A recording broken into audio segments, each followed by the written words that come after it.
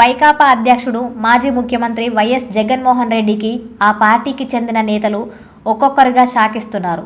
తాజాగా గత ఎన్నికల వరకు సింగనమల నియోజకవర్గంలో క్రియాశీలకంగా వ్యవహరించిన నాటి ఎమ్మెల్యే జొన్నలగడ్డ పద్మావతి, ఆమె భర్త ప్రభుత్వ విద్యాశాఖ మాజీ సలహాదారు సాంబశివరెడ్డితో పాటు వైకాపా మాజీ సమన్వయకర్త వీరాంజనేయులు ఈ కార్యక్రమానికి హాజరయ్యారు. వారు పార్టీ ముఖ్య కార్యక్రమానికి దూరంగా ఉండడం ఇప్పుడు పార్టీలో చర్చనీయాంశంగా మారింది.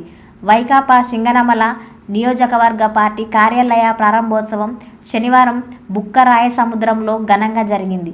ఈ కార్యక్రమానికి పార్టీ రాష్ట్ర సమన్వయకర్త సజ్జల రామకృష్ణారెడ్డి, రాజంపేట ఎంపీ పెద్దిరెడ్డి, మిథున్ రెడ్డిలతో పాటు జిల్లాలోని ముఖ్య నేతలందరూ హాజరయ్యారు.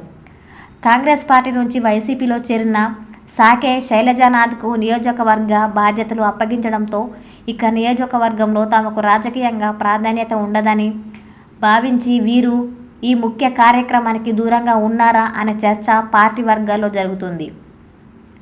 2014లో వైకాపాలో చేరి నియోజకవర్గ సమన్వయకర్తగా పనిచేశారు.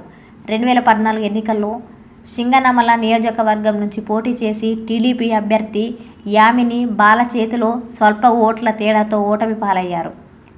ఆ ఎన్నికల్లో ఓటమి పాలై ప్రజా సమస్యలపై పోరాటం చేస్తూ మేలుకొలుపు పేరుతో నియోజకవర్గంలో పాదయాత్ర నిర్వహించి ప్రజల్లో గుర్తింపు తెచ్చుకున్నారు.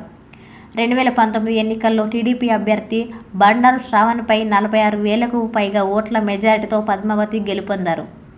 గత ఎన్నికల్లో సిట్టింగ్ ఎమ్మెల్యే పద్మావతికి వైసీపీ టికెట్ ఇవ్వకుండా ఎం వీరాంజనేయులకు టికెట్ ఇచ్చింది. వీరాంజనేయులు టీడీపీ అభ్యర్థి బండారు శ్రావణ్పై 10,000కు పైగా ఓట్ల తేడాతో ఓటమి పాలయ్యారు. ఈ క్రమంలో పార్టీ పద్మావతి, వీరాంజనేయులను పక్కన పెట్టి కాంగ్రెస్ పార్టీ నుంచి చేరిన సీనియర్ నేత మాజీ మంత్రి సాకే శైలజానాథ్కు నియోజకవర్గ పార్టీ బాధ్యతలు అప్పగించింది. వైకాపా అధ్యక్షుడు మాజీ ముఖ్యమంత్రి వైఎస్ జగన్మోహన్ రెడ్డికి ఆ పార్టీకి చెందిన నేతలు